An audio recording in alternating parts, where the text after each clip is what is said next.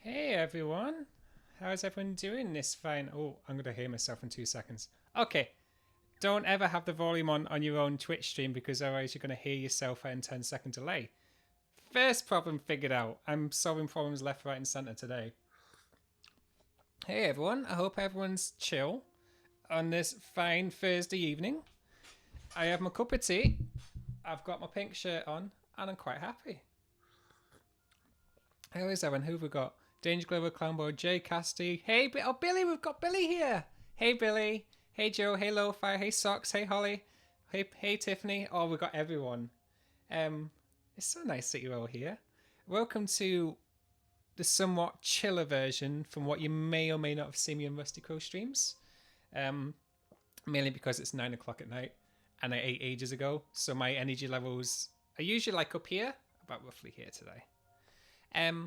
But for those who are new, for those who have tuned in for the first time, I'm Nico.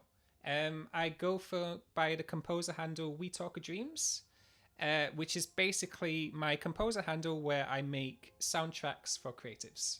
So predominantly podcasts, but I've also done video games and audiobooks, adverts, and a couple of little things over there.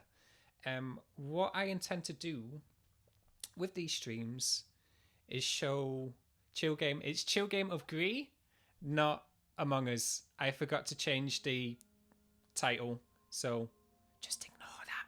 We're just gonna ignore that. Shh. Major professional vibes gone over here. But yeah, I wanted to create this Twitch channel as a place where other creatives or those who are wanting to be creatives can hang out. I wanted to share all the information that I had brought up over the past, 5 years of being a creative, and kind of show where the information which I could never get hold of at the time.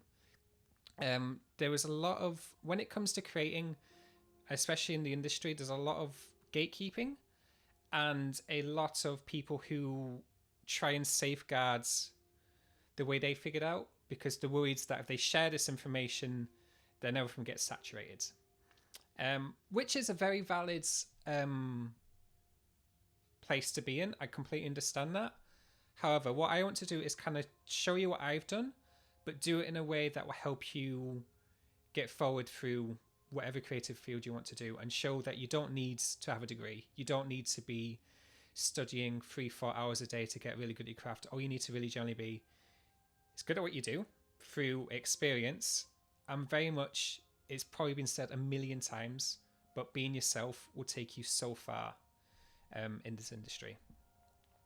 I also work as an editor for the Rusty Quill game, for Rusty Quill. I got my little notes here because I'm trying to be more professional. Most people, I'm sure, are coming from Rusty Quill, but for those who don't know, I also work as a vocal cut editor for season 5 of the Magnus Archives, a podcast which I hold very dear to my heart, and I am very eternally grateful that I get to work in that show. How is everyone? Hey Billy, Nico, I'm back to credit. It's been 6 minutes. What is this stream? Sorry, Billy. I get very sweet very, very quickly. So, with every stream that I do, I generally try and do a theme. So today's theme we'll be chatting about all the various ways you can present yourself to other clients or other listeners, or whichever way you are presenting your creative business. Because there's a lot of depth and a lot of different ways you can go about that. Some people like to pretend they're really big companies. Other people pretend like they just want to be one-on-one as an influencer. There are many, many, many different ways, and I think I've tried every single one of them before I finally settled on one that works for me. But I really want to chat about this because it's really something that really tripped me over at the start of when I was starting. Especially back in 2015 when I was doing podcasting. There was no really rule book, and it was still roughly kind of like a new field. So everyone was trying to figure out, how do you make a successful podcast? How do you make successful music for podcasts? And how is that meant to look on social media? And so that's what I'm going to go through today. With that said, we should start talking about the game. So I'll just load it up. Today's game is Gris. It's a continuation from last week. There's a couple of content warnings. They're quite mild in comparison to other games, but the content warnings for today, it shows grief and trauma in a very symbolized way. They never really tell you what the grief or the trauma is. It's all really artistically done and symbolized with other creatures or wind or cloud or colors. You'll get the hang of it very, very quickly. I'm over explaining it. So just ignore this bit. If you remember last time we played this game, we just fought off a gigantic big bird. We ran away from the big bird, and now we're here. And we also adopted a son called Cubit for those who were here last week. Cubit is our son, and I very, very hope Cubit comes up again. Mad about the bird representation in this game. Thank you, Crow. But yeah, as I said, these streams are a way for me to chat about anything creative and a way for other creatives to come and relax and hang out with me. So if there's any questions at all, please feel free to ask me them in the comments, or I have a feedback form down below where you can ask me anonymously there, and also I'll use the questions from there to form other streams as well. Hey Saz. Oh no, the screen's meant to be red. We went past the first chapter and the first colour we unlocked was red. So it's meant to look like that, I promise. We will unlock other colours soon.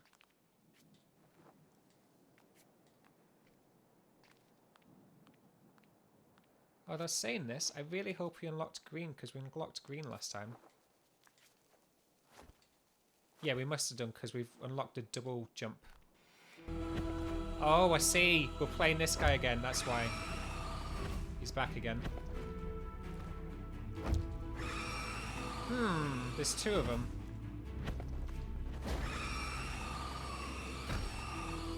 Why must it be a... You can sometimes turn to a cube? Oh, I love Flux.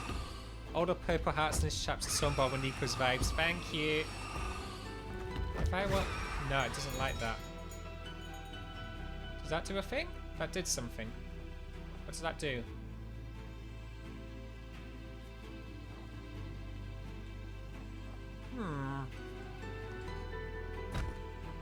Do I smash the rocks in the middle?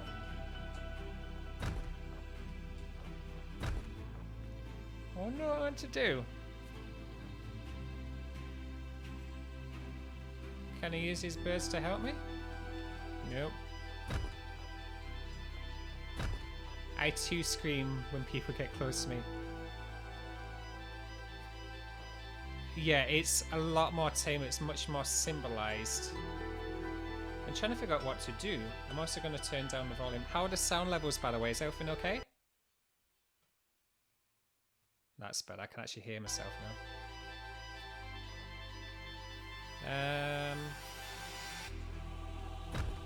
I don't know what I'm meant to do. Anyone have any ideas?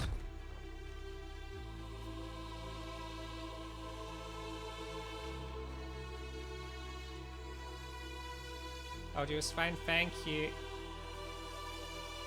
I may have to look at a guide already. Oh no. Oh, I see him now. I see him now.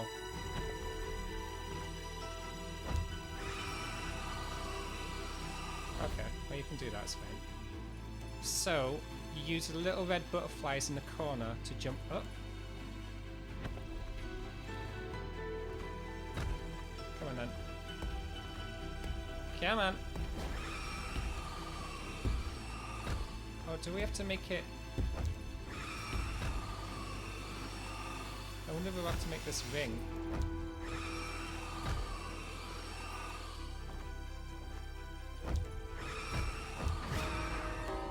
Yeah, we are. Oh, and the noise makes them... Oh, that's kind of sad. Bye, bird. Bye, bird. The sound level was perfect, really. I was not expecting to get that in the first try. So, let me just get rid of this. Oh, now it's gone all quiet. Ooh, why is it gone all quiet? Oh, then I can jump up again. Okay, I can do that.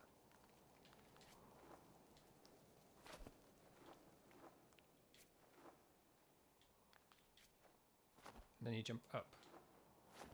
And then jump up. And then jump up. And then jump up. Hey. Sucks. I'm just so enthusiastic about what I do, and it's good to know that it won't be off-putting. Also, it sounds like an awesome job, and so on. Oh, I missed something. So to go back on my theme, there is many different ways you can go about showing off yourself as a freelancer. So let's say you figured out what you want to do. So in my case, it's a composer. And let's say you figured out what it is in your fields exactly you want to do.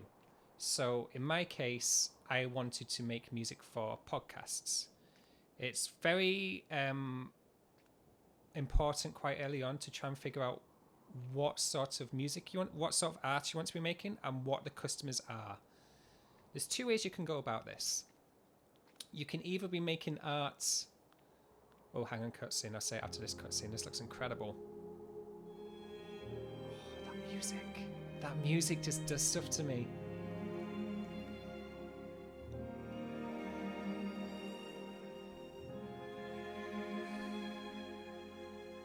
It's so beautiful.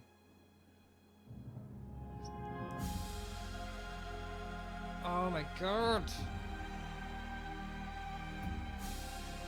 It's actually going to make me cry. And now we've unlocked... Now that... What we're doing in this game is basically trudging through our grief and our despair, powering through and trying to beat it. And the stronger we get, the more colours we unlock. It's so beautiful. It's so beautiful. Socks. Nico was just talking about not having a professional face and said like an excited puppy when they're working. Oh, very much the same. I tried to put on a professional persona for so long before I realised Blue is back. Before I realised you might as well just be yourself. So, do I smash down? Nope, you don't smash down in your statue. So, there's two sort of client bases which most people seem to do. You can either be working for businesses. So for me, it'd be working for podcasts, or you are creating a product by itself, which is basically if I was making music, then it's the people who listen to my music. So you either got the other creatives or you've got the fan base. Very, very different, very, very different customer bases and a very different way in how you should present yourself. Oh, well, it kind of depends, but generally speaking, you have to be quite different. So, when you're starting out, you figured out your client base, you figured out the music you want to do or the art you want to do. The first thing to do is decide whether you want to sound professional, whether you want to sound approachable, whether you want your face to look like a business or whether you want it to feel like you are their friend. A lot of people will kind of tell you that when you're by yourself, you should try and pretend to be like a really big business. Which I understand the thought process in that. Because many people are shy away from wanting to start at the bottom up. And if you pretend you're like a business of like 10, 20 people, then the idea is that, oh, well, you're going to attract bigger clients or you're going to attract bigger projects. What generally happens is people realize they'll see straight through it and they'll know it's just you. Especially, oh wow, this is really pretty. Especially if you're trying to use like multiple email addresses to kind of pretend you have a receptionist or you have an assistant or, you know, you're trying to be more than one person. Never really ends well. At least not in my experience. Joe, oh dear, audience, tears my eyes. This game is really pretty. So, what I did, and this is after a lot of trial and error, is I basically decided one day that I didn't want to be known. Oh, I have to jump up there. I didn't want to be known just for my music. I wanted to be known. Oh, someone's subscribed, followed. Who's followed? Oh no, have I not got the box up? Oh no! Thank you for the follow. I need to fix this. Hang on. Alert box. Whack you at the top. Thank you for the follow. I thought I fixed that, but apparently not. Sorry about that. Okay, this game is Gris. It's a beautiful game about powering through your own grief and your own trauma, but in an amazingly well done way. Okay, I've got to jump up there. No, I just keep falling down. Is there another way to get through? Oh, maybe just that then. Alright.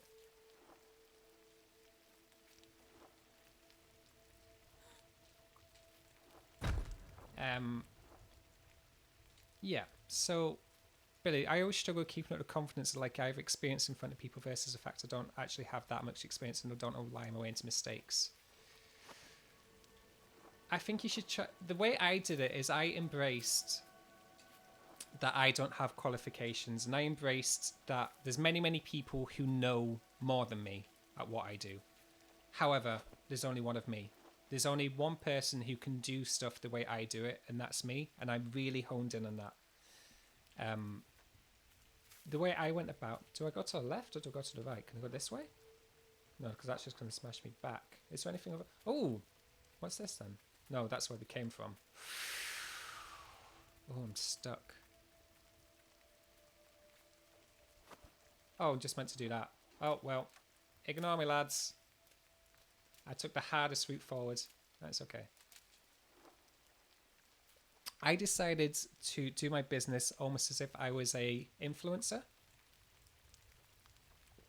So I like to show my behind the scenes. I like to show what I do on a day-to-day basis, so that instead of my social feeds and the emails I send out and my website looking like it's just music, I wanted to make sure that people saw the story behind the music, saw how I made it, who I am, the struggles I went through to make it. And what happens when you start showing more than just your art is that people stop seeing you as a product and they start seeing you as a person.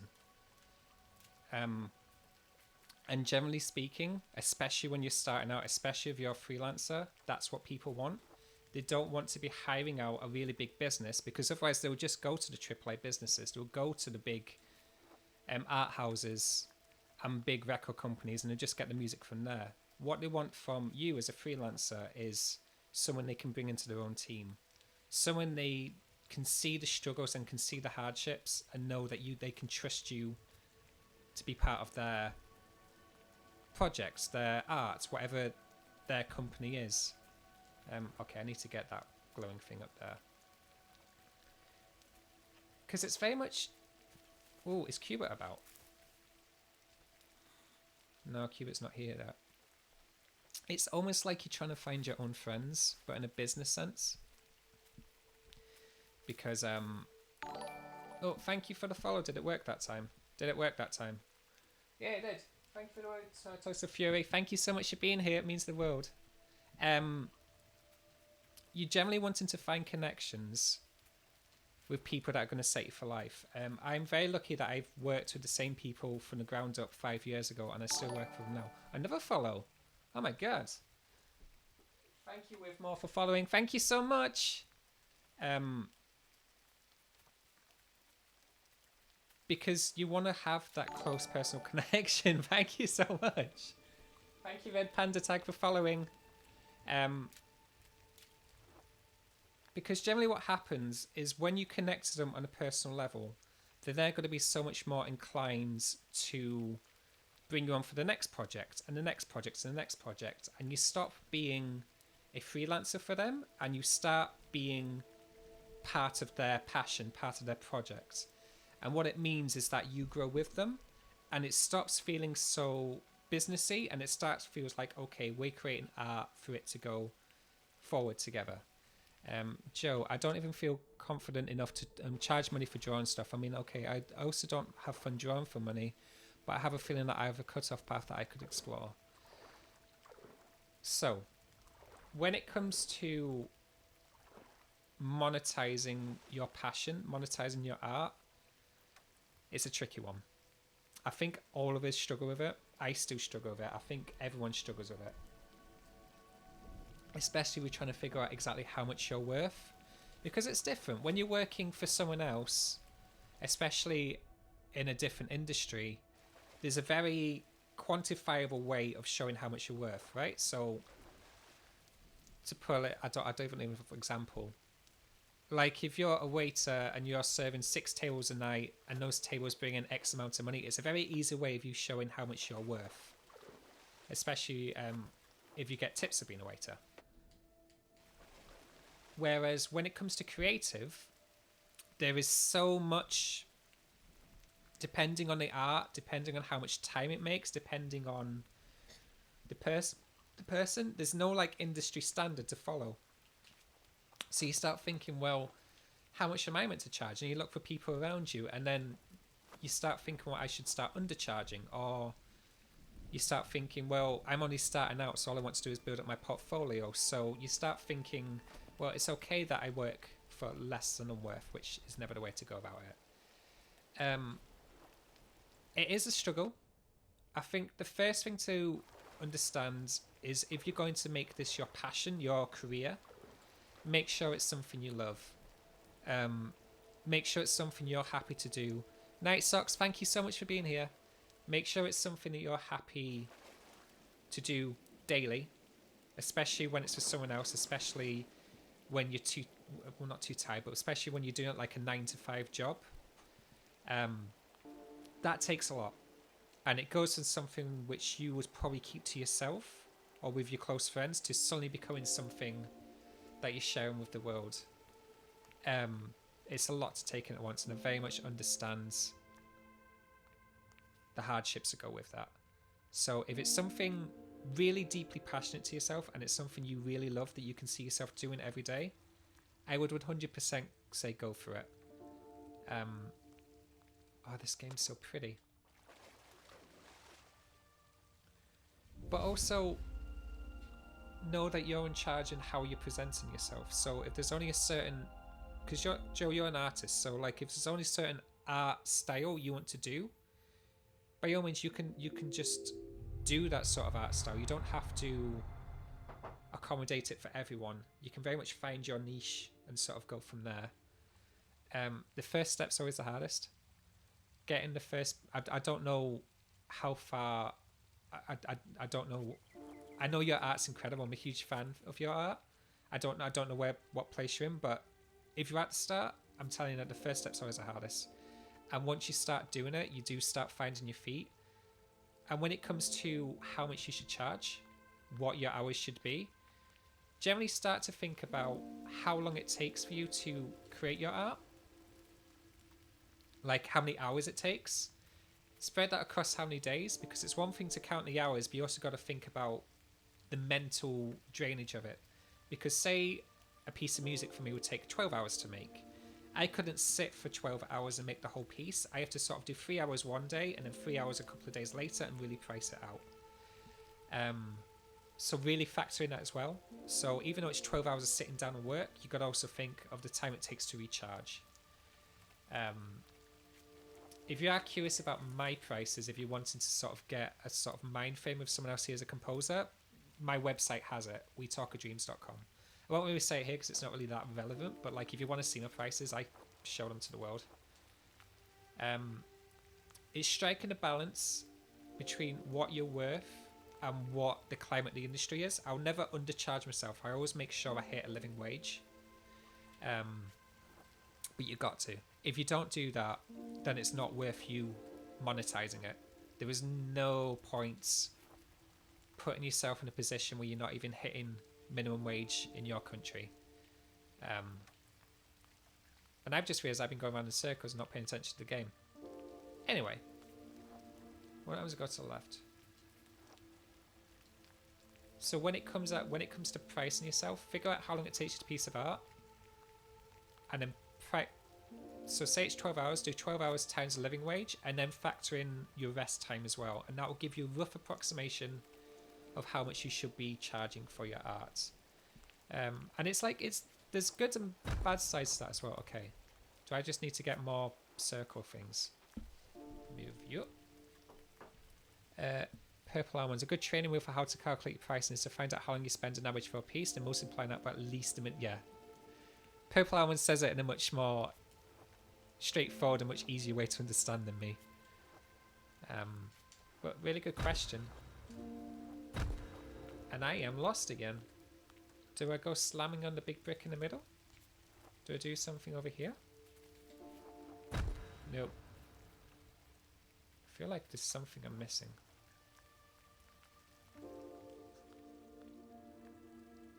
We did extensive research and documentation of other video games. Gris' aesthetic reference come from games like Shadows of the Colossus, especially like when it comes to architecture, or Journey's minimalism, but also from the outside gaming media from Ghibli, Spirited Away, Princess Mononoke to Disney's films backgrounds. Yes, that's pretty much summed up all my favourite things in art. There we go. I want to play Journey. I want to play Shadows of the Colossus on this, I don't know things.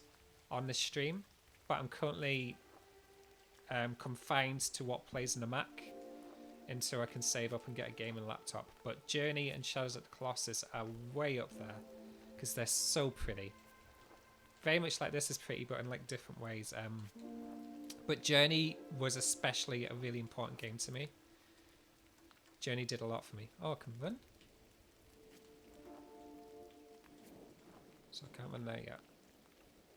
So much to the left. But really good question. Thank you for asking it. And the way the sun stays, yeah, it's always there. So what do? Can I smash? Oh, I can. Ah!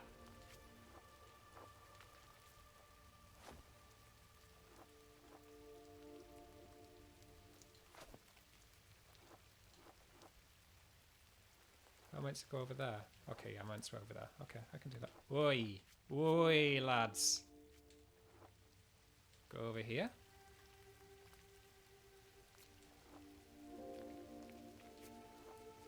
Purple Almonds in the comments talking about charging hourly rates. Hourly rates. This is what I found as well. I really didn't like charging people by the hour. Because although it sounds like a fair thing to do on a piece of paper, it never works that way. People wondering why you can't make something like 3 or 4 hours. Come on, come on, come on, come on, come on. Can I not go that way? Come on, I can go that way. When has it got to the right? I always found it easier to charge a flat rate for the music I made or the compositions I did, because then right from the get-go, that's for later, Nico. What's for later?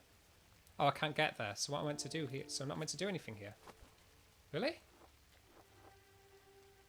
All right. Back to the drawing board then.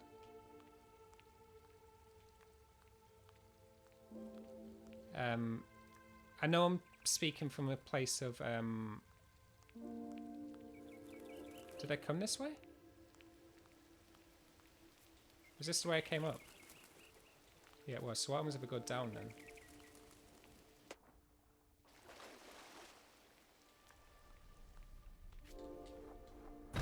Nothing smashy yet.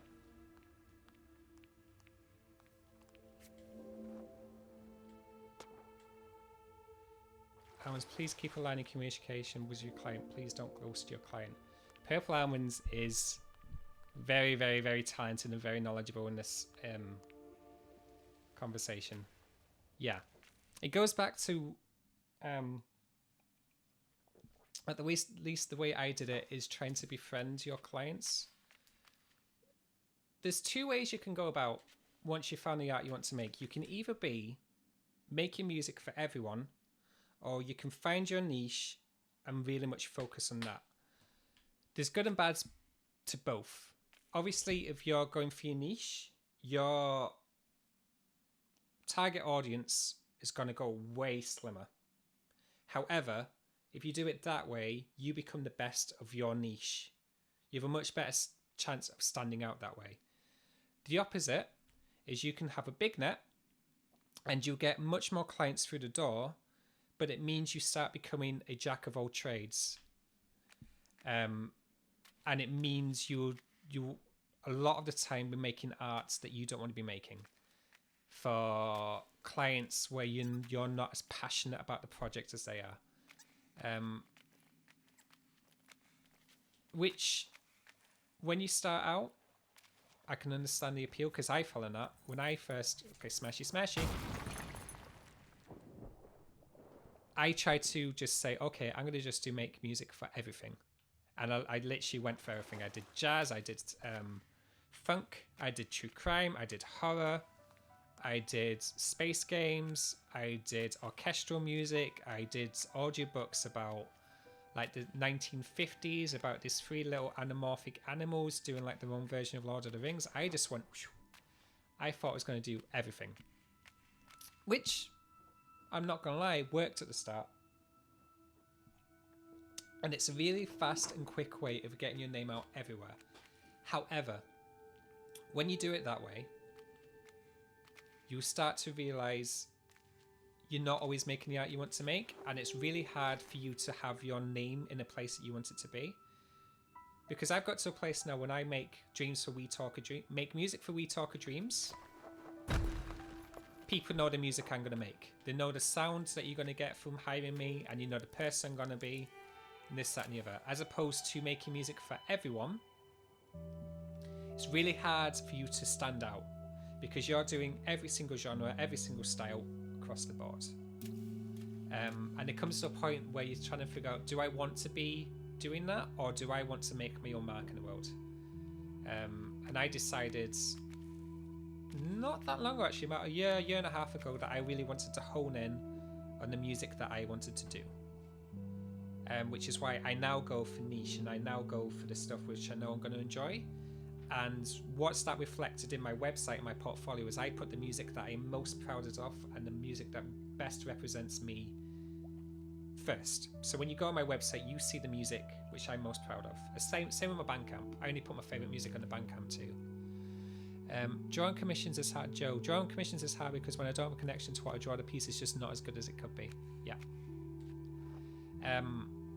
A lot of that comes in with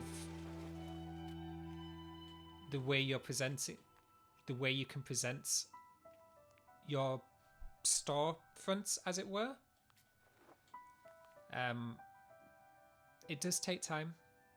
So if you're deciding that you only want to be making the music or the art that you want to make, and just make that the focal point of your website or your shop front. Do I just go down again? I think I do. Go down. Yeah. Whoa. Are we upside down? Is the water upside down?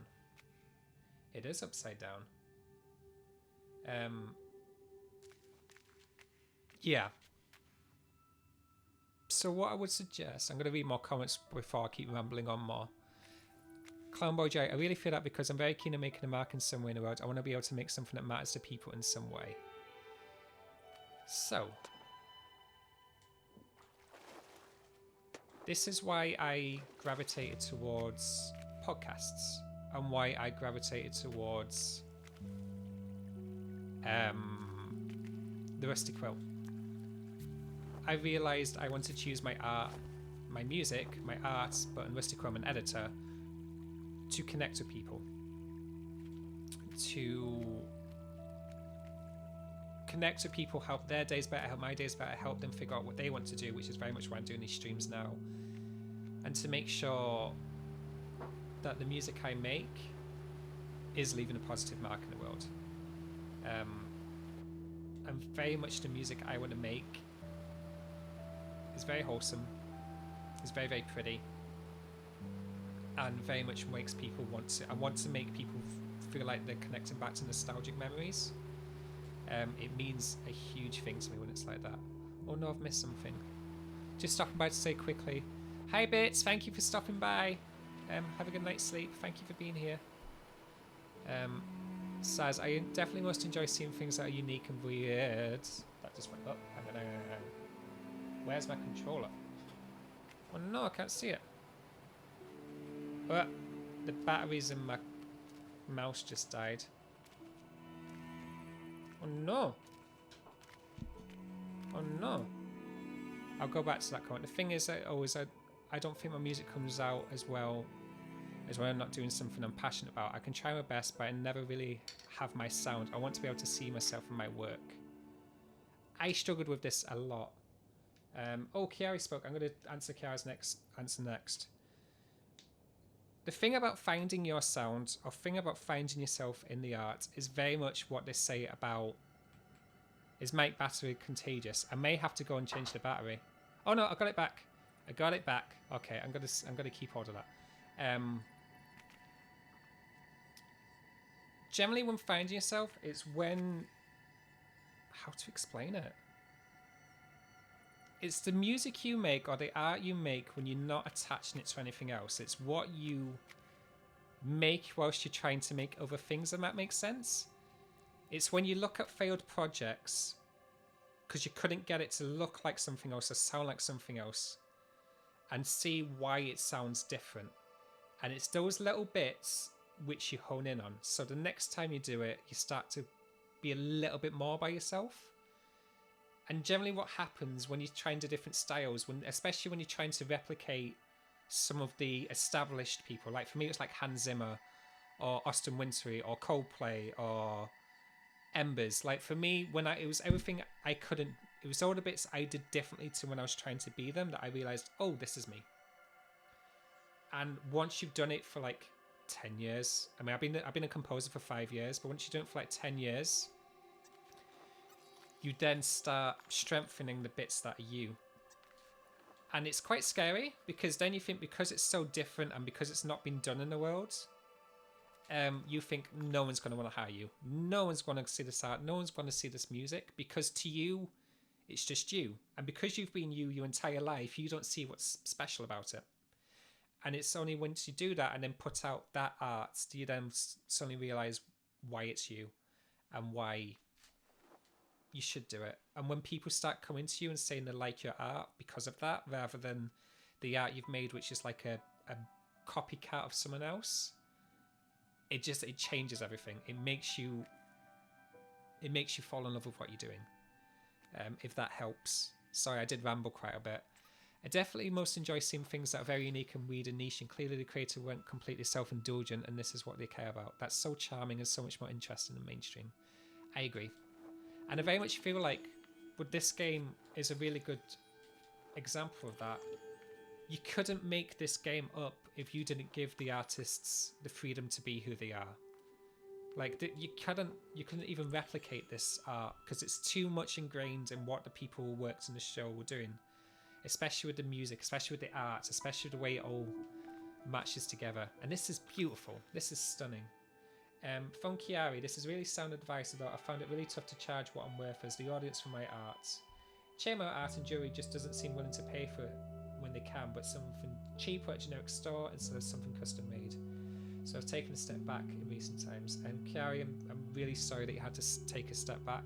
I'm really sorry you experienced that. I can get this more going through. That's tough. That is really tough. Especially when you're seeing people either undercutting you because another person has seen your art, or because there's a shop like a chain shop who sell this stuff and they can market it like a tenth for the cost of you're charging because it's all manufactured. If that makes sense, I'm stumbling my words. That's tough. And I don't want to give you like a simple solution, because there won't be a simple solution. It'd be very much, oh, I've got this one. It'd be something very specific to yourself to figure out, but what I would generally say is double down on what makes you different.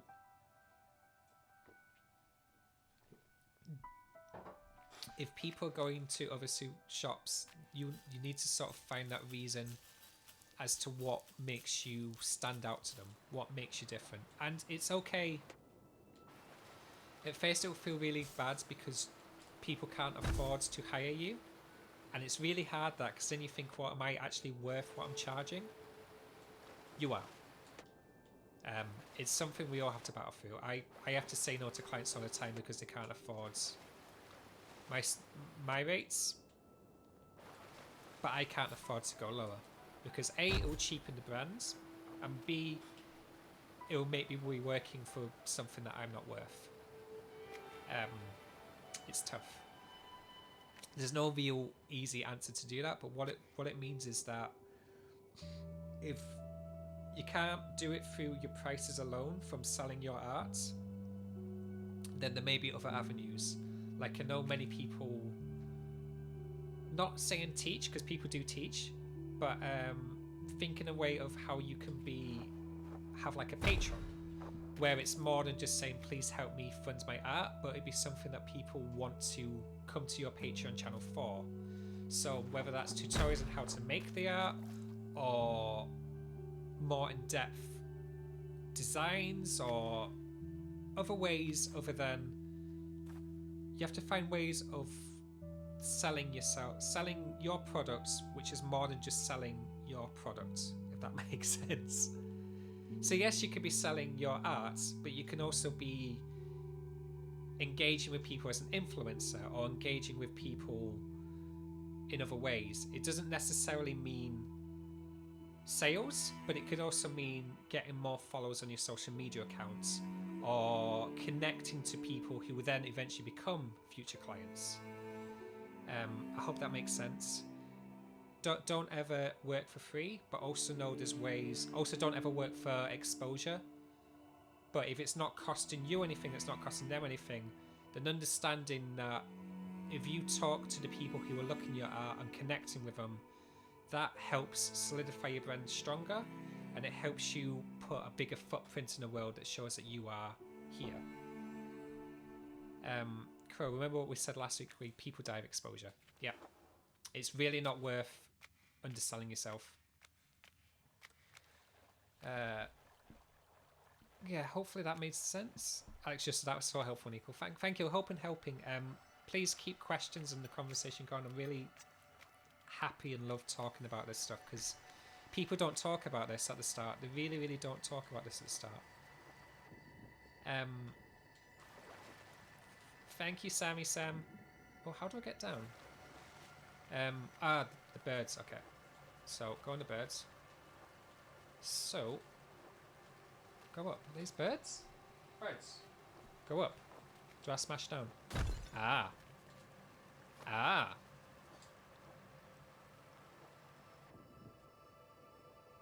Oh, come on, come on, come on, come on. Oh, so close. Okay, I'll get it next time. CCs, I know that once I get more experience, I have to put a price on that. And whenever I'm charging anything for something I've made or done, I always feel guilt about it. If I could, I'd want to be able to distribute things for free, but it's just not sustainable. I'm struggling. It's a struggle I have to overcome. It is. Especially when you're still trying to figure out... Oh, come on, come on, come on. I'll get it next time. Especially when you're starting out and you're still trying to figure out how much you should be charging. Well, that worked. That works. I didn't mean to do that, but that works. Kiara says thank you. Thank you, Kiara, for the question. Thank you so much for listening. I hope that really helped. You're doing it wrong, Nico. Thank you. I know I generally do stuff wrong. I generally do it the wrong way until I look out of it. I love the smashy smashy.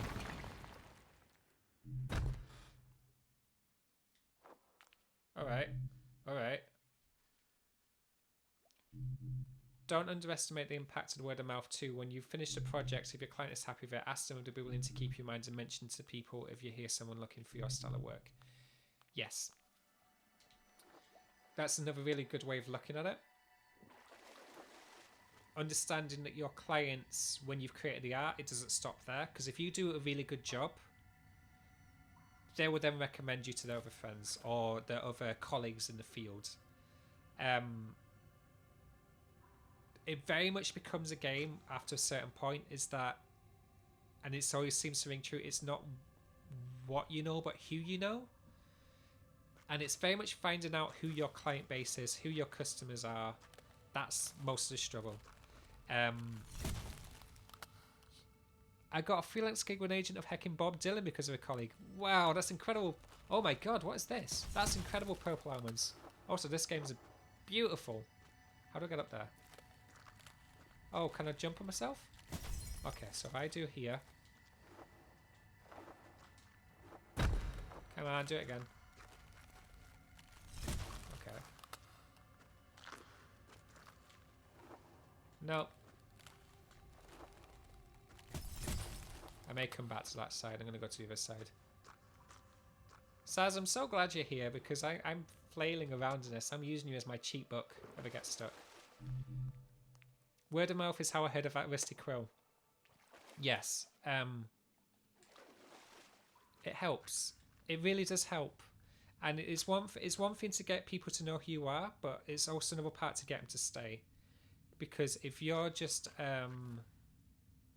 thinking of it as another job and doing the bare minimum, you're not giving them a reason to stay. If you're doing the job as well as showing off who you are as a person and showing that you really care about what you're doing, which if it's your passion and it's your music or your arts, you should be, because if you're not, then you shouldn't be doing.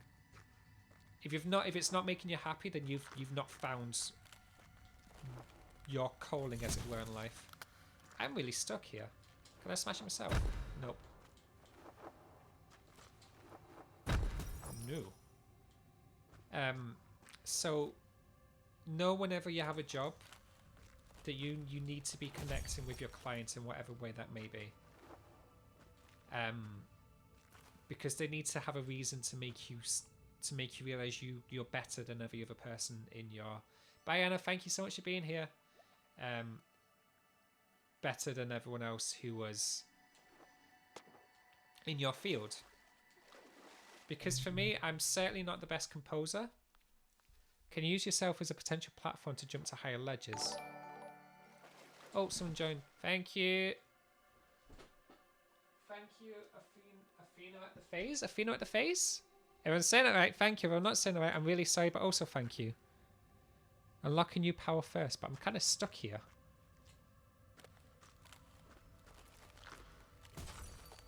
What if I get it here? You can see me. Oh! Thank you so much. Okay, right, I've got to do it over here then.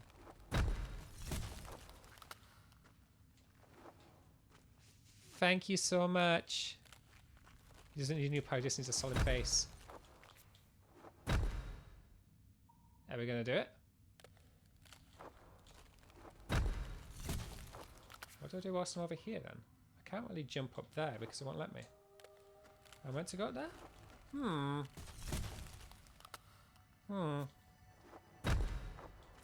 Smash. Smash. Smash. Maybe if we do the other side first? Would that work? Maybe not.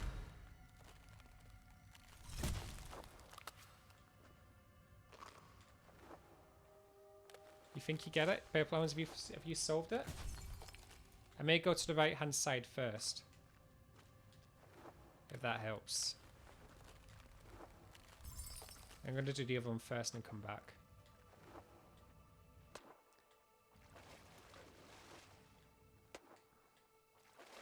Also, sorry if everyone's getting annoyed at my subpar playthrough. I'm going to try another couple attempts, and if I don't get it, please tell me how to do it. But I'm going to try first. Okay, I reckon I need to be here for this one. Can you get me? No. Okay, well. Come on, do it.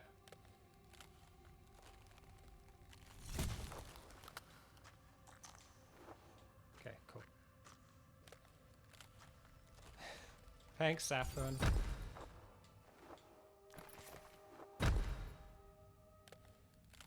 Oh, do I do that?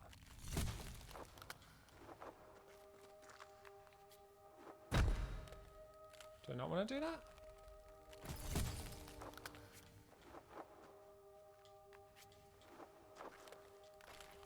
I want to do.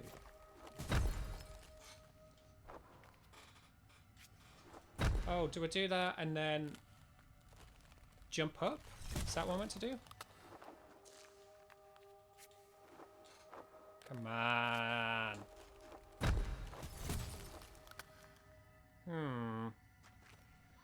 Repeating a thing we focus on what Nico's opinion. The biggest problem I have is I have no idea if finding a thing, if like finding a niche and not doing free projects and stuff. Biggest problem is I have no idea if things like finding a niche and not doing free projects and stuff are a good move when you're beginning. So, there's an argument here. There's two camps to this. People will say if you don't set out who you are from the get-go. Can I jump up that and then go up? Yeah, you guys may need to help me here. I'm really stuck. And if anyone knows the solution, please tell me. When you're starting out, like really starting out, if you show who you are at the start, then that means your entire career, people will know you for who you are. So it's the long haul way to getting where you are. It's really hard. It would take a lot more time. And it means you can't just start immediately because you're still building up your brands. Can you go under the urn? Not like here? Oh! Do you mean like that?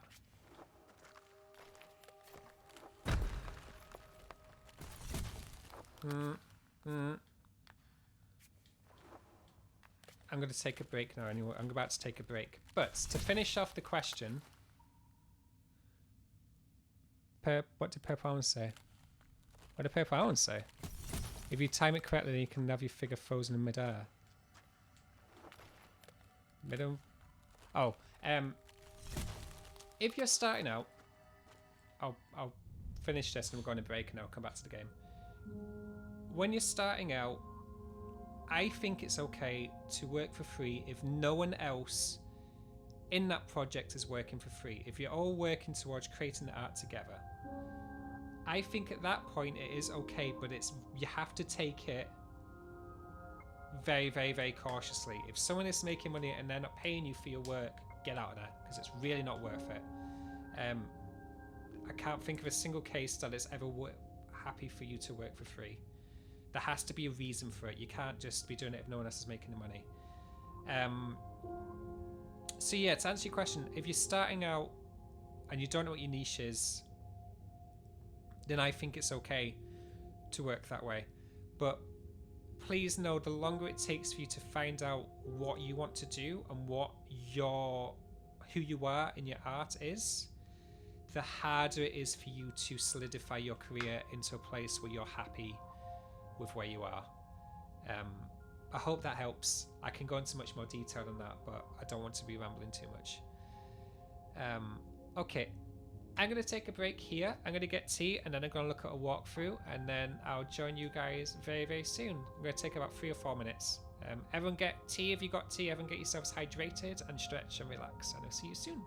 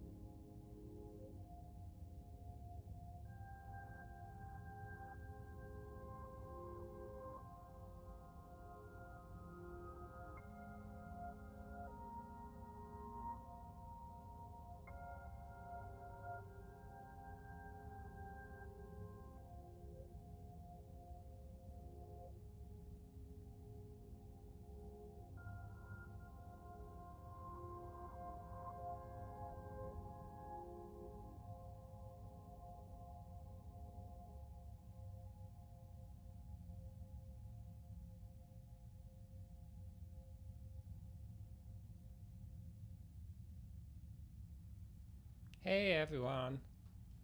I hope everyone's happy and chill. I got some water and I may or may not have cheated and looked at a walkthrough. Little bit. Little bit. Okay. So, whilst I had a good old think. Get that over there. Do that. Go over here. Wait for that to do that, then we jump over to the other side.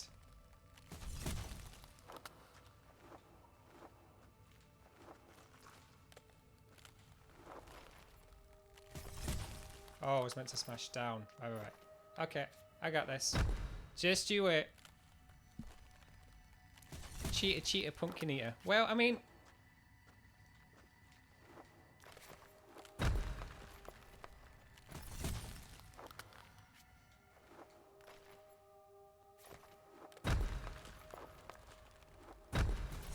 Oh. Okay, right. Okay, I see.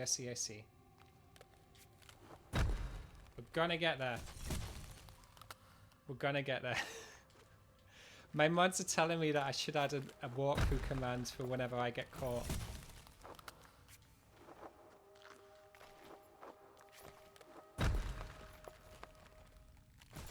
Oh, I see. Oh, I see. Okay.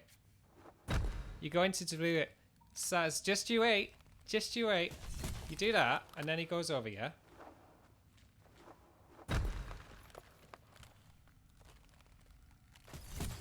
Oh, do I do it on the left-hand side? Do I do it on the left-hand side? Oh no, maybe I didn't figure this out. Then will it go back? No. No? Oh, no. I do, but I need to get the circular thing down.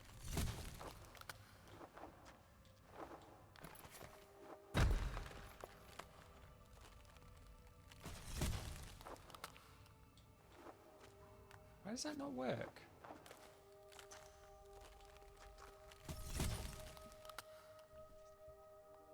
Even the urns and let go. Alright.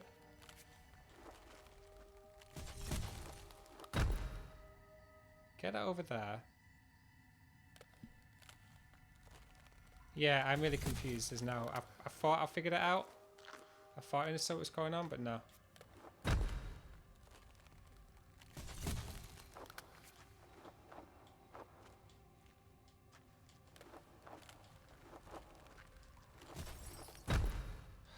Can't figure it out. Hang on.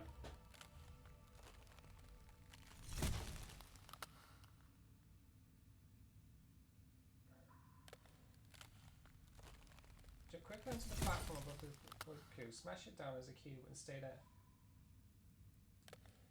Okay, right, okay. Alright.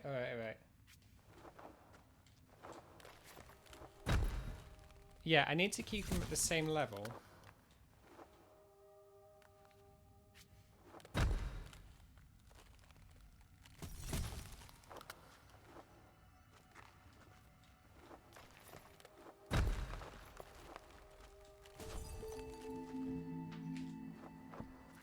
See if I learnt to read. You can't. Oi! Oh! My mods have turned against me. Thanks for that. Thanks, Eforni.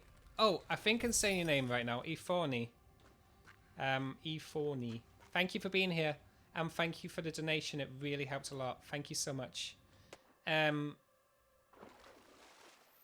Once I learn how to read, I can actually do the walkthroughs. This is how much I learn as a person. I'm going to do the other one, and then I'm going to chat more. But I need to figure out the fifth one. Yeah, so I'll do the thing with the thing. Hit me. Do it. Thank you. And then I did that. And then, you got to be really clever with the timing here. Ah, okay, so you got to kind of make a cube mid-air, so you can hop over. Or maybe not. I saw it showed here.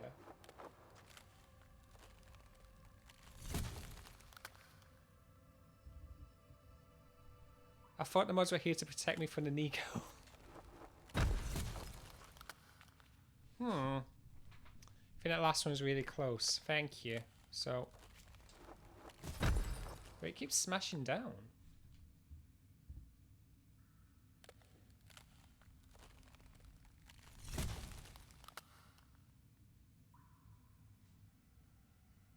Okay, simply... Okay, right. I think the last one's really close. I really hope it's close. Do that, and then... No.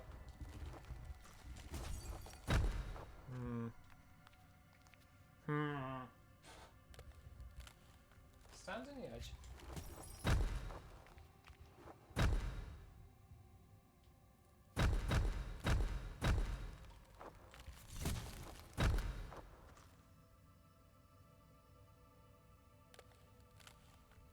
It's saying I can do it, but it's really hard. Apparently I'm going to do it as a cube here. Oh, cube on top of a cube. Oh. Oh. Oh. Right. Thank you, guys. Got there in the end. We're powerful. We're powerful.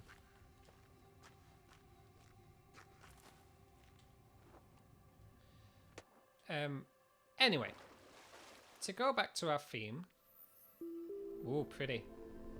To go back to theme after this. Hey, Anno. I made you a VIP because you're a VIP in my heart. If that helps. Ooh, ooh, ooh. Where did I go? Ooh, ooh. Oh, pretty. Oh my god. Oh my god, look how pretty it is.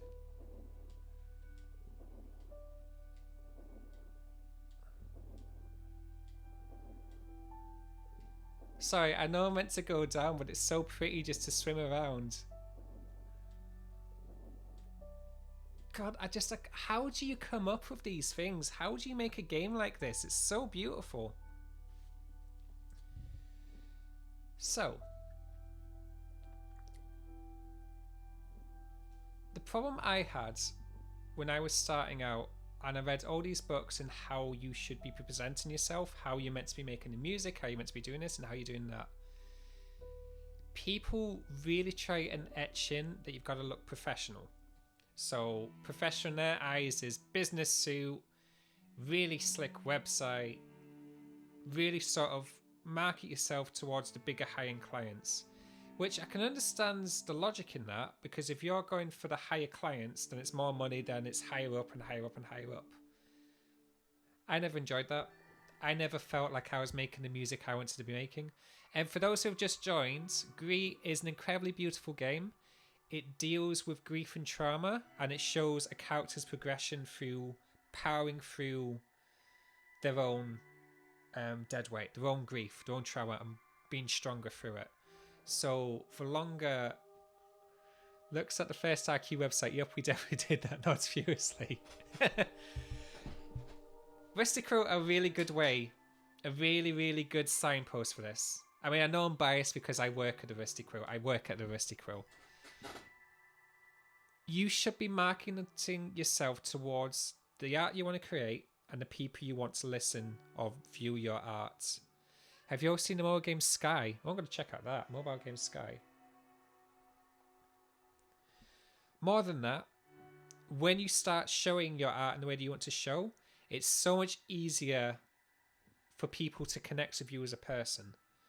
Because I really feel if I just showed the music on its own, without the story, without nothing, it doesn't have the same emotional weight to it. As opposed to when I show myself as a person through the Twitch channel, through my ethos on the website, through the way I talk to my clients, through the way I present myself on social media, and just generally who I am as a person. It makes a world of difference. Because only I can be me. People can't replicate you. We're probably just having a really chill time for our stream. Like, I don't think we're using a harsh part time yet. Oh, that's really cool. Thank you, Saz. Which is why Rusty Crow are a really good signpost for this. Okay, I've got to find more. Because when you look at Rusty Crow's website, when you look at the artwork and the way we present it, all the way trickling down to all of us as employees of the Rusty Crow, we all have the kind of same outlooks in life, the same way we connect to people. And I think that's why Rusty Quill are so incredible at what they do. I mean, yes, the talent's there, and yes, we put so many hours into it, but it's who we are as people that really sell it. Like who Alex is, who Johnny is. It really means a lot to my heart. And it's very much a reason why Rusty Quill are probably the only people who I'd be happy to be an employee for. Everyone else, I want to be We Talker Dreams. Rusty Quill, I want to be known as a Rusty Quill employee, because they are... I want to be following them for the rest of my career, for the rest of my life, because you feel like, oh my god, this is beautiful. You feel like you're in the right place. A lovely bunch of cool nerds. Thank you, Riley. That's... Am I saying your name right, Riley? I feel like I am, but I don't know. I could be wrong. I'll be honest, there are moments in the last few months so I'm not meant to go down. Who actually do ask myself, what would Rusty Quill do? And go with the answer, and it always seems to be exactly the right thing. Yeah. What is... Nah. We are wholesome, nice people. Oh, do I just... Am I meant to dive down? Do I go back up? I may have dived too deep.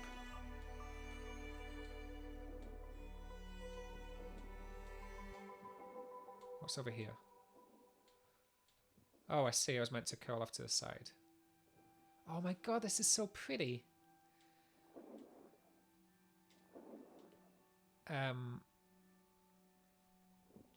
Well, we're a little bit sus. I feel sorry for Anil in the Among Us stream on Sunday, because he wasn't the imposter. At least not in my group, in the first group. He was never the imposter.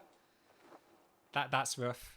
To go through 2 hours never getting to murder people. Yeah. I was so looking forward to doing that. I loved being the imposter, which probably surprises no one. Can I swim? How do I... What am I meant to do here? Do I go up? Is that a thing? Nope. Do I go up and around? Oh, I do. Okay. Oh, do I have to get him again? Okay, I see. So, gather my mates. Come on, lads. And then you come over here. Oh, right. And then... Oh. God, that's so pretty. Bryn was so mad. Which game? Oh, yeah, I'm definitely up for more Among Us. It was quite fun. It's very... There's something quite powerful in knowing that Mike's streaming on the main channel. Oh, wow. And I can just hotkey myself at any point and just interrupt his stream just to berate him. To help you out, the full name is Sky Children of the Light. It's super peaceful. I need to look at that. Sky Children of the Light. Is that different to Child of Light? Child of the Light? Oh, I see. I go up the tree. No, I don't go up the tree. Do I go up the tree? Yes, I do. I know what to do. Come on, lads. Need you. Over here. Up. Hut.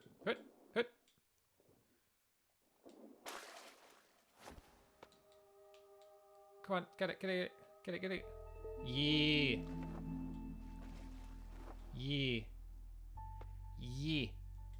And down. It's a super peaceful, but mystery unfolds gradually. Be honest, I suck at games and got really stressed when it got harder, so I chill in the opening hours. I suck at games, so, you know, I definitely want to check that out. It sounds really good. Though I'm gonna be honest, I'm unbelievably in love with Gris right now. I was trying to figure out what I wanted my first game. It is different. Child of Light is a different game. That's really cool. Thank you.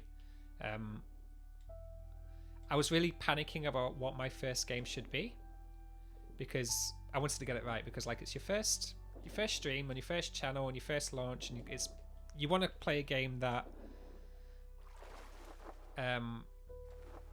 that shows it off. And the games I found were either wrong or they weren't Mac compatible. And like at the 11th hour, I found Gris, and it just ticked every single right box. And what's more is that I'm going into this game blind. I don't know how this game ends. And it's very clear that I don't know the answers to the puzzles. And yeah. I love this game. And just there's so much dedication and thought into every step. Ooh. So I can't slam. Can I slam down? Do I go? Can I go? Where am I? Where am I? There I am. No, I can't go that way yet. Can I? No. Okay, I can go up. Go up. I love this level so much. You know, it's still not my favorite because there's so absolutely amazing levels after this too. I think there's something about smashy. Nope. There's birds there. Can I hop up? Was I meant to get the red guys, go all the way around and bring it here? If funny, I'm not sure I could even spoil it. There's not even an exact story being told. It's more like a series of emotions or like this. I went to check out this game. Hey, Pokemon and Pancakes. Games that involve taking damage stress out of me, so this is my type. Same. I like games where there's no time limit on it, no time warning. There's no like correct button smashing you need to do. It's much more slower pace and go at your own speed. Except when you get stuck like this and you can't figure out what to do. Right, I'm going to try something, but maybe wrong. I think I have to go out, get the red guys, and come all the way back in again. Is that right? Because it kind of sounds wrong when I said it. It's mirrored as above, so below. Time games are frustrated. If anyone knows the answer, please tell me, because I feel like I'm about to go and do the wrong way. But I'm going to... Oh, what's that? No, I can't go through there yet.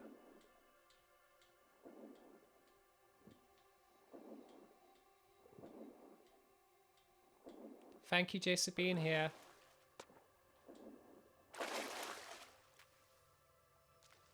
I feel like that's a power booster somehow. I'm meant to get red guys and then go to the top. Maybe I am. I reckon I can do this. Maybe it's wrong. Maybe it's not. I feel like there is the right way though. Okay, cool.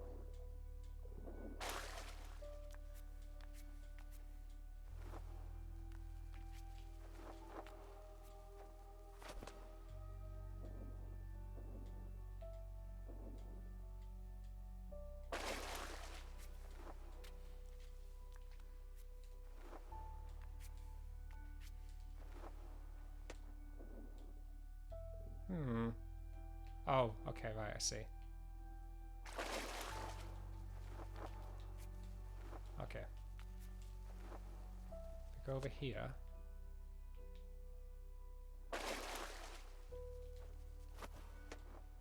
Oh, that's really clever. That's really clever.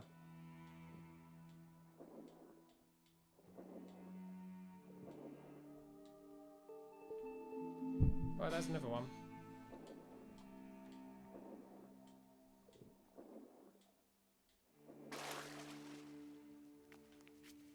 It's over here. Thank you. See, this is pretty much the epitome of me as a gamer. There's some stuff I will get really, really quickly. And then there's really, really obvious stuff which will take me absolutely years and that everyone else can do in like seconds. There is no in between of me. I'm either really, really good or just really, really terrible.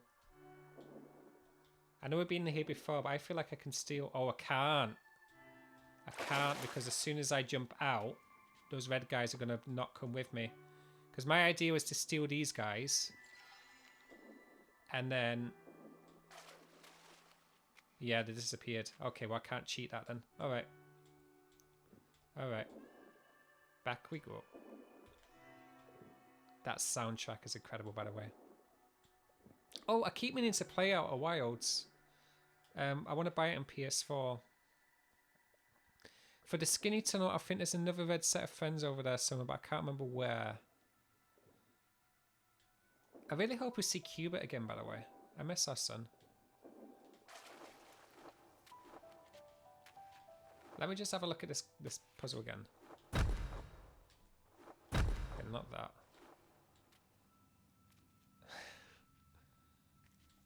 Because I know...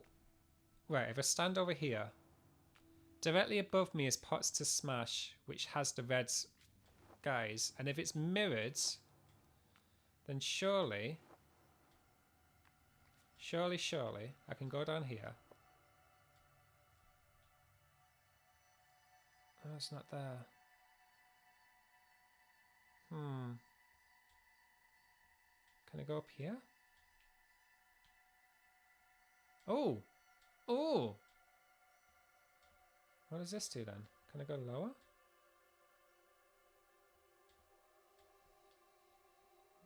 Oh!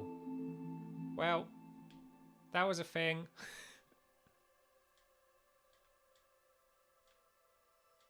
I could have just got that one. And then do I get that guy later?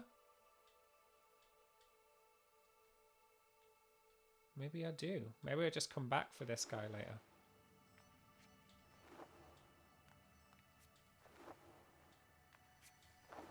I feel like I've got to come back here once I get all the others. Now I've got 3. Thank you, Saz.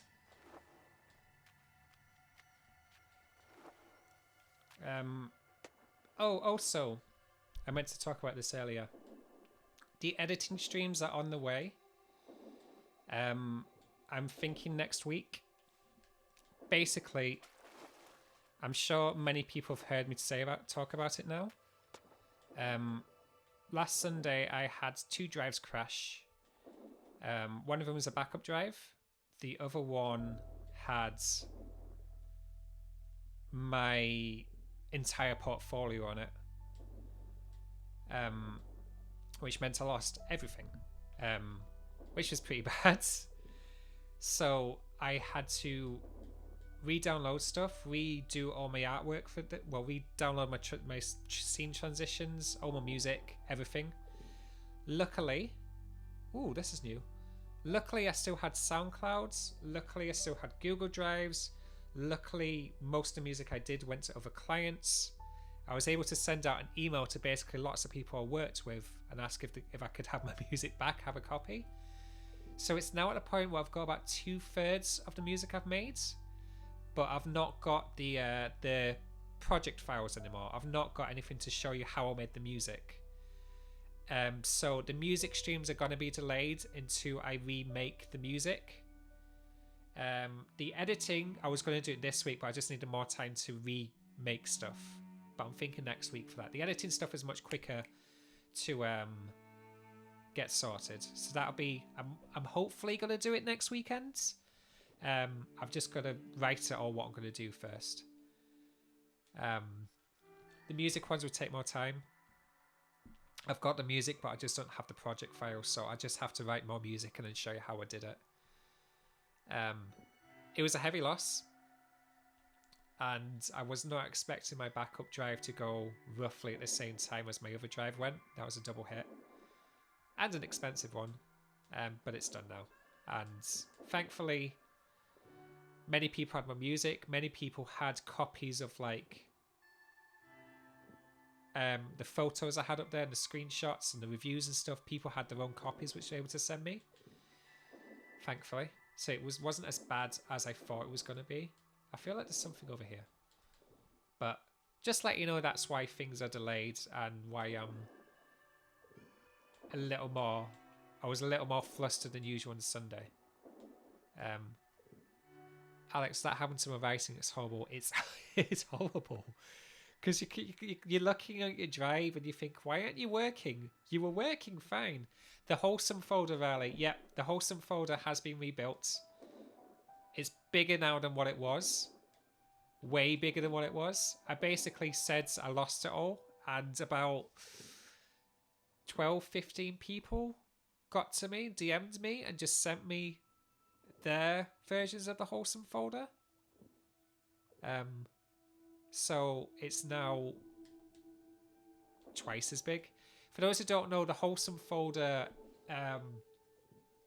is basically a folder where I screenshotted everything people have said nice about me or about my work. So it's got like iTunes reviews or client reviews or people on Discords just be nice to me on the social medias. And basically it was a collection. So whenever I was having imposter syndrome, I've just looking in this folder and it would all be there. Do I have everything? What am I looking for? There's one I'm missing. Is it that one down at the bottom then? It's gotta be, right?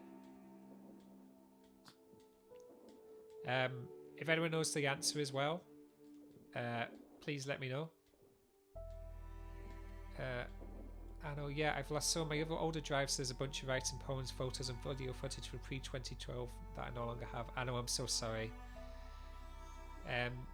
Solidarity, I suppose. I'm so sorry that happens. Because it's just things, right? But when there's so much sentimental attachment to it, it takes a lot. It's almost like you grieve over it. Because it's very much a part of who you are. And it's your memories. I especially use my music as a way as like writing diary entries, because I remember when I listened to music I made years ago, I remember what I was doing when I made that music, or who I was, or what I was trying to achieve. For me, it was an easy way for me to just say, yep, that's who I was in 2016, that's who I was when I was like 22, or it was a way of time stamping it. Is there really nothing here? I feel like there's something big here that I'm just not seeing. Billy, what did Billy say? Did I miss Billy? Oh, I can't see it. I can't see it. Where is it? Where is it? Riley, we love you and we want you to keep your Wholesome folder up to date. Everyone needs such a thing to remind them that they got people who like them and appreciate them. Yes. If you can, I very much recommend screenshotting or taking record of whenever people say nice things to you, because there will be days, bad days, when you feel like you're not worthy of your praise, or you feel like you're worthless. Everyone gets it. Everyone gets it everywhere. And of course it's like utter nonsense, but when you're in that mind frame, it's really hard to think otherwise. I'm really lost. I don't know where to go. Maybe up here? Oh. Oh. Billy. Oh, you lost all your childhood photos. Oh, Billy, I'm so sorry. Oh, that's really horrible. Oh, Billy, I'm so sorry. Sending hugs. I hope you're okay. That's really hard. Let me know if I can help in any way. I don't know how I can help, but am I chasing this thing? Let me know if I can help in any way.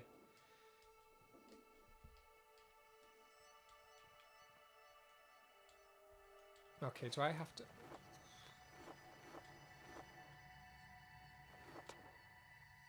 Oh, I think I know what to do. I think I know what to do. I think I have to turn in a square.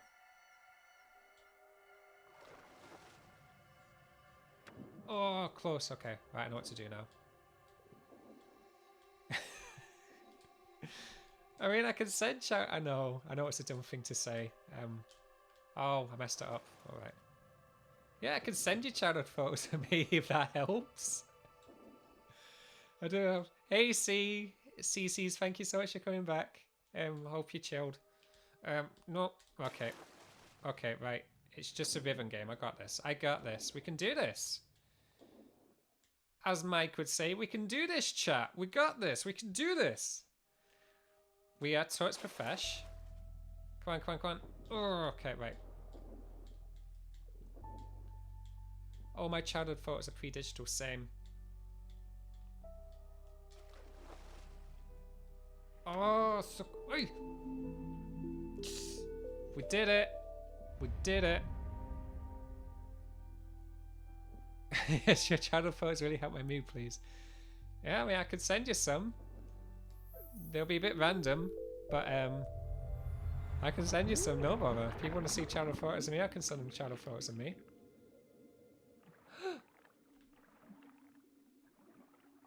Turtle? Turtle? Oh my god, he wants us to follow him.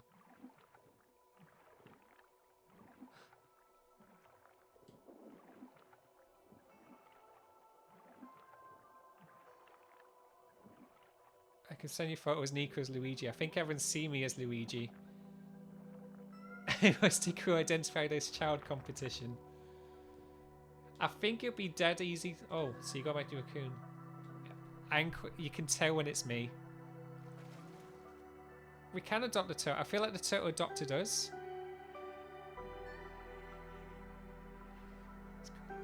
That's really pretty.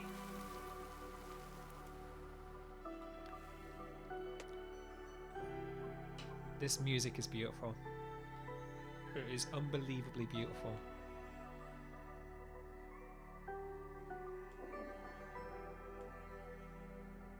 Oh my god. It's very rare that I find video games that art that I connect with as much as I'm connecting with this game right now.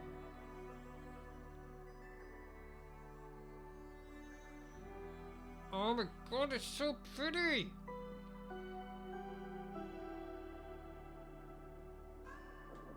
Where do I go? Do I go this way? It's so pretty, then you have to listen to me going, what do I do? What do I do? Where do I go? Where do I go? Okay, where did I do that? Okay. Okay, maybe content wanting to come up again before the end of the stream after all, I'm not sure. Thank you for the heads up, Saz. Clamwood, we adopt mod commanders Mimo Day, that's so delightfully silly. Well, you know, it's what we do here over at We Talk of Dreams.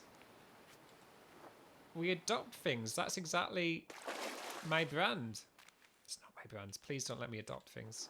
I barely can look after myself. Poor Jake, my cat, has to deal with me being its owner. Ah. Hello. Hello.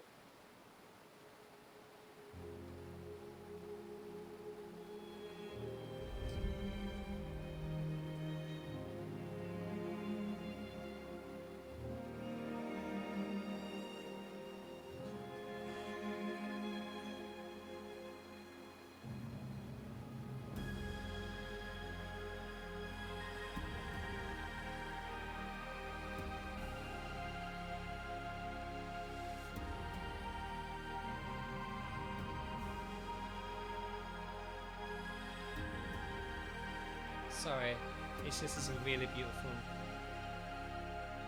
beautiful moment.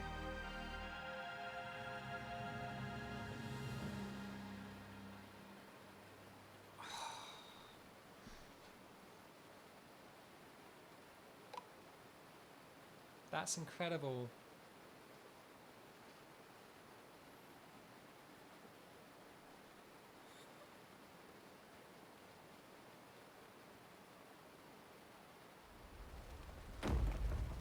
Just asked me to like gasp out and then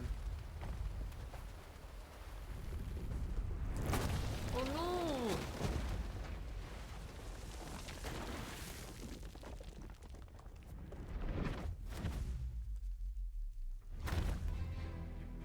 no! Okay, so no boss battle. Alright. Oh, it's the bird again. Alright, I can do this.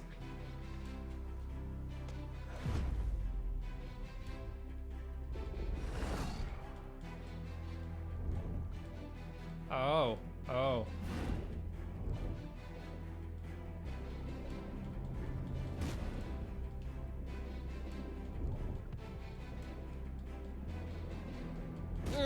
No. No. I'm not dying today.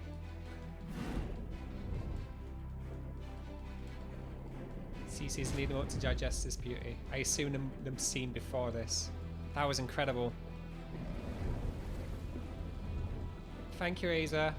Thank you. The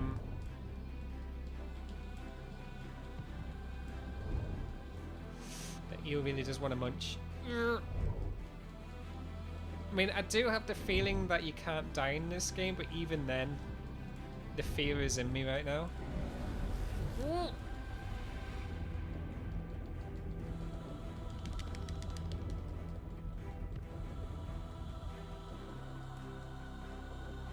Come on, come on, come on, come on, come on, come on, come on, come on, come on. Up, up, up, up, up, up, up, up, up. Hello, glowy friends. Hello? Hello?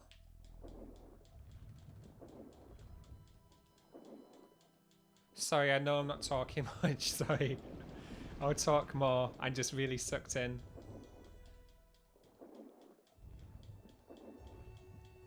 I want to listen to this soundtrack for hours on end. It's inspiring me to make more music.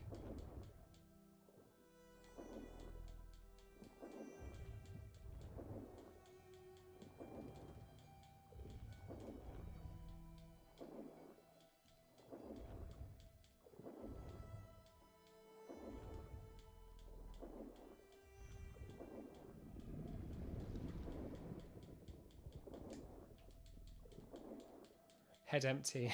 Pretty game, pretty much. With the tiny eels instead of the big one just reminds me of Corruption of Magnus Archives, so I understand that too. Ah! I thought I was going to chill out then, but no. No. No. No. Keep going, keep going, keep going, keep going, keep going, keep going, keep going, keep going, keep going, keep going, keep going, keep going. No, no, no, no, no, no, no, no, no.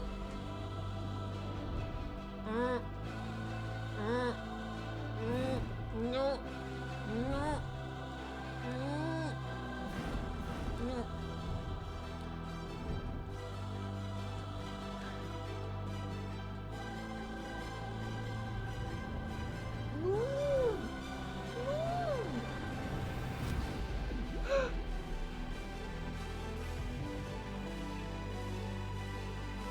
Turtle. Turtle saved us. That's so good. Our son. Turtle Fund, our son, has saved us. That was a good adoption on our part.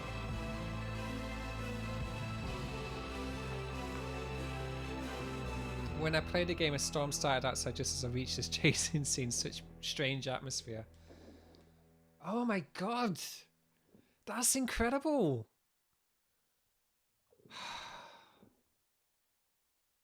And then it just all goes quiet.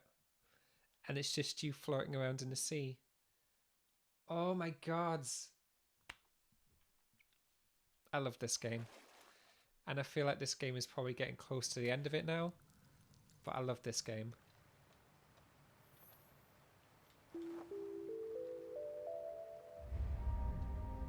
Wow, and something just happened then. We've got about 20 minutes left. Yeah, there's probably next time we play this, I'm not entirely sure I'm going to finish it now. I'll probably play the end of this and start the next game, which I'm still deciding which game I'm going to play after this. Aza, yeah, we're not finishing tonight. Okay, cool, good, because I want to keep playing this. I want this just to keep going and keep going. I tend to have a addictive personality when it comes to games. And the same with TV shows. I tend to binge it and play it really quickly, so it's actually quite nice that we're doing... it's slowing me down that I have to play this once a week rather than playing it all in a day by myself. Go up here, yeah? Then up. Yeah. Okay, maybe not that. Maybe that was idiotic. Okay. So lights are coming on.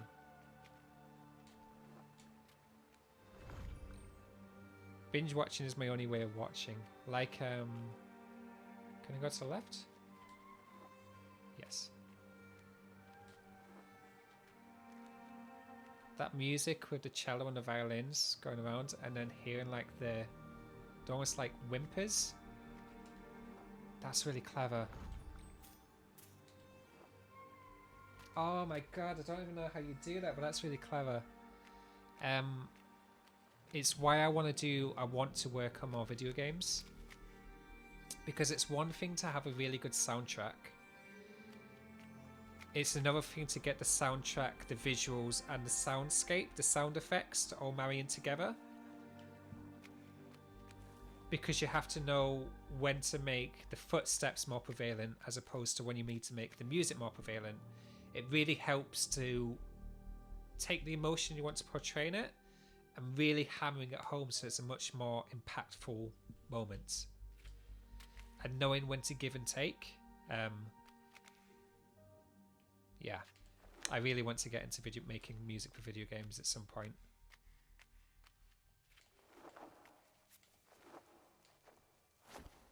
Because like it keeps going back and then all you hear is your cape just flapping around. Up we go. And now you can just hear, yeah.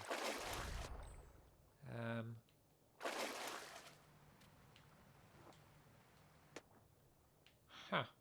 Do I launch up?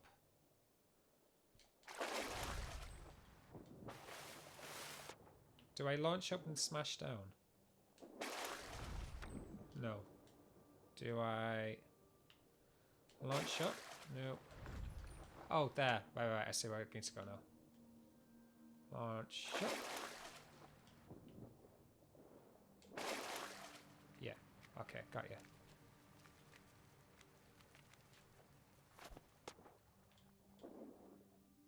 Yeah. Oh, hey Sonia, this game brings up a lot of memories that are not entirely comfortable to deal with, but like in a good way, so I'm rather glad I'm watching it once a week and not binging it. Same. Oh, idiot. Won't pay attention.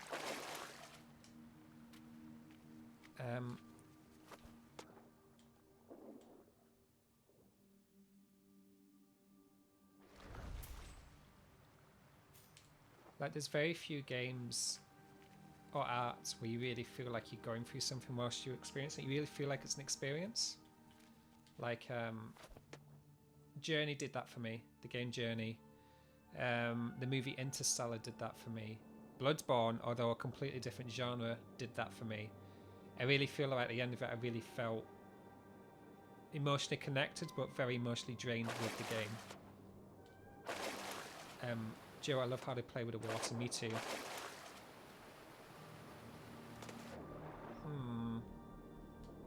Oh, right.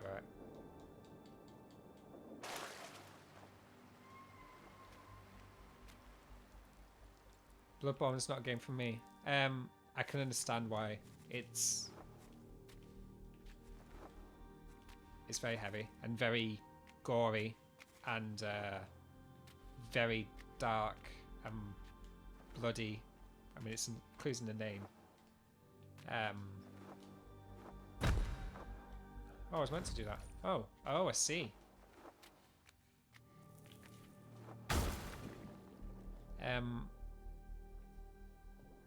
What are people's favourite games? What games did you guys connect with that stayed with you your whole life? The most important game for me, I think, in my childhood and still today, and I still listen to the music, Final Fantasy VII. I know it's a lot of people's favourite game, but for me, that entire soundtrack really inspired me to want to pursue being a composer and writing soundtracks. And it's also a game about grief and overcoming, which I think we all relate to. I'm playing Assassin's Creed Origins at the moment, and there's so much trauma lost in its heavy stuff. I really want to play more Assassin's Creed games. The last one I played was Brotherhood, which I think is Assassin's Creed 2. Banjo-Kazooie! Oh, Banjo-Kazooie. I I love Banjo-Kazooie so much.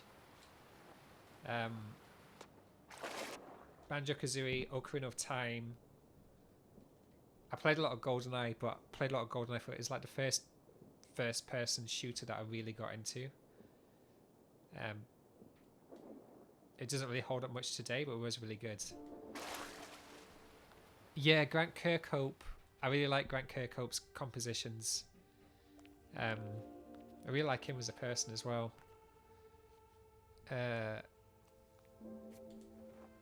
Favorite game, Journey. Oh, what? Purple Almonds. What's One Shot? I've not heard of One Shot.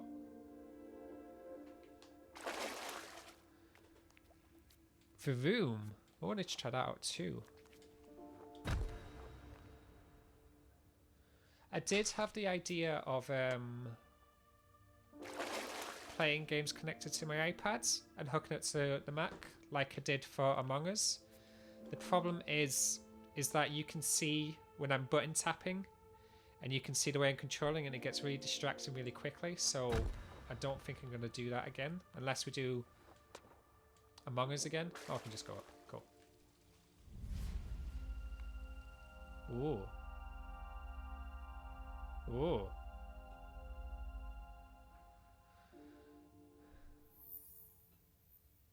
I mostly like every game people stream. Not a great gamer myself. I like playing films. I love playing Undertale. I was thinking about Undertale, but I think there's so many people played it already that I don't think it will add anything to the world if people see me play it. But I do need to play that game. I may play it in my spare time.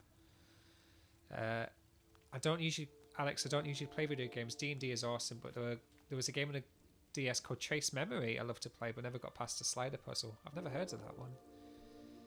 My favourite game is Age of Empires. Yeah, I played that. That was my dad's favourite game. Age of Empires 2 specifically.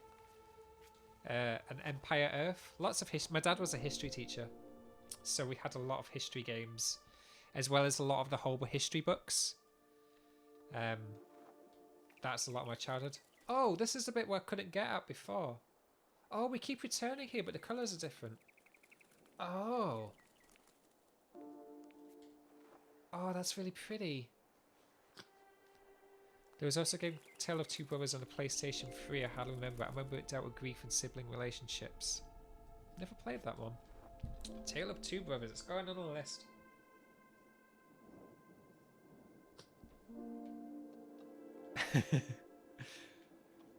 There's a character called Nico in here who's a kitty. I mean, I'll give it a shot. I trust if you like it, Purple Almonds, I'm going to give it a shot because you have a really good taste in things. Ooh. Ooh. Ooh. Ooh. For Witness. Yeah. I'm going to do that one too.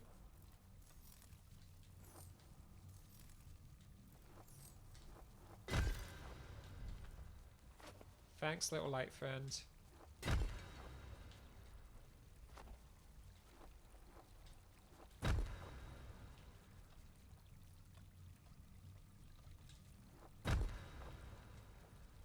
Oh, you just let me up. Alright.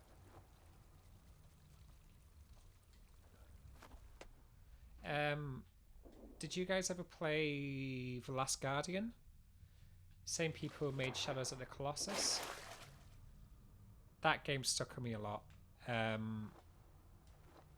The controlling of the big dog animal thing did my head in, but the soundtrack and the story was incredible.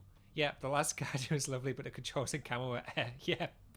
The amount of times I died because my dog just wouldn't jump over the jump, or would shimmy me off, or I'd get stuck because I didn't line him up completely in a line where it would always be slightly off, and then realise, well, I can't go that way, and then realise, no, I am right. Yeah, I do think it's a experience people need to experience, but yeah, it's not a game I'll be returning to anytime soon.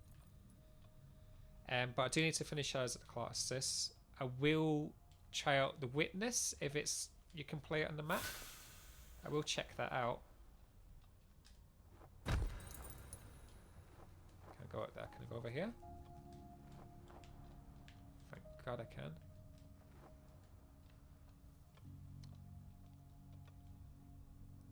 I had the same problem with Talos Principle. That's a game. Yeah. I couldn't get into the Talos Principle. But I know it's got quite a big cult following.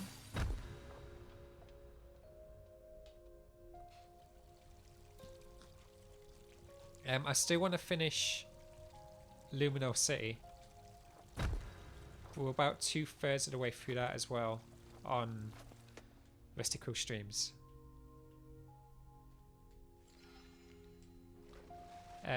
Nico, speaking of Assassin's Creed, Sarah Shachner made the soundtrack for AC Origins and it's just amazing. Give it a listen. Assassin's Creed, I definitely will. Assassin's Creed Origins is the one... Ancient Egypt? Is that the one? I was looking at Hyper Light Drifter as well, actually. I'm not the best gamer, especially not on stream. I do tend to... because my focus is in 2 places at once. But yeah, I will definitely check it out.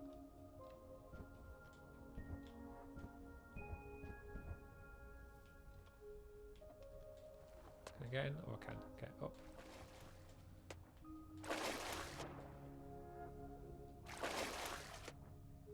I also love Roller Coaster Tycoon. My game as a child wasn't Roller Coaster Tycoon or Theme Park, but I played the bejesus out of Theme Hospital, if you guys ever played that. That was... yeah, I never finished it. I always got to like the second to last level. Oh no. But that was my game.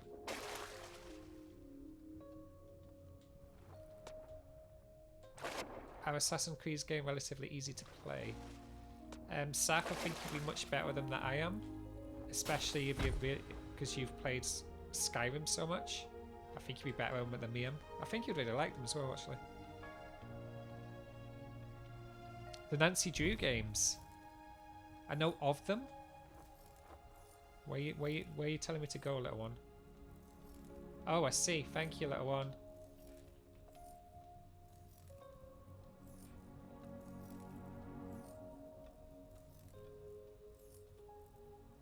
Civilization, I played a lot of that too.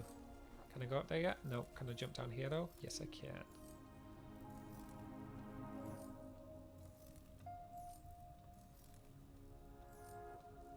I like this little light, friends. Gary, I really enjoyed the Professor Layton games when I was younger. I never played them. Do I jump up? Monument Valley, yes. I was looking at that too. Annoyingly, it's only an app, but I was looking at that too. If it doesn't show you my controller movements, then I may play it here as well. Hey Nix. I also love Skyrim. I still haven't beaten it yet because I bop around the world and steal things. I really want to play Skyrim. I'm just worried that if I start playing Skyrim, I won't have time for anything else. Okay. I'm going to pause the game right here, I think, and then pick it up next time. Shall go onto webcam. Is it that one? No, not that one. Oh, my hair's a mess. Thank you everyone for being here. This was a lot of fun. I feel really chill doing these. I was really nervous starting this Twitch channel, but I think we've really gotten to the groove of things now, and I really enjoyed them. Thank you so much for coming. Just a few admin stuff. If you're a fan of what I do, I have my website www.wetalkofdreams.com, where you can find more of my music. You can follow me on my socials at WeTalkOfDreams for both Twitter and Instagram. If you would like to support us, there's quite a few ways you can support us. One, just being here alone helps us massively. We're currently trying to get the affiliate for Twitch. which we're looking like we should be on course to do that. Secondly, help promoting the show on your social medias really helps us out a lot. Following us obviously will help us out a lot. If you want to financially support what we do here, I do have a Ko-Fi, and I use the money from the Ko-Fi to pay for the games I play and to help me get better equipment, like a better webcam. But it also helps me pay for the mods who devote their time and help me out so much. I couldn't do this on my own. That's a really big way of helping. Also, when it comes to the editing streams and the music streams, if you have any questions that you would like me to cover in further streams, if you look down below, I have a Google form where you can ask me anything. Anything music related, anything editing related, or anything creative related. It helps me out massively. Saffron, pay for the mods that bully you. Very much indeed. Next week, the next stream, which should be this time next week, I'll be doing something slightly different. Tessa, who is the soundscape editor for Rusty Quill Gaming, me and her are going to be playing golf with your friends, and we're going to set up the multi-screen. So we'll have both of our Twitch channels at the same time. We thought it'd be a really cool idea, A, to sort of, I don't know, play games together, and B, sort of include everyone in it. And plus, I'm a fan of Tessa. I think we're all fans of Tessa here. And yes, it's a very cheap and quick way of getting Tessa to show us more of Tika, her amazingly beautiful dog. But yeah, that's all from me.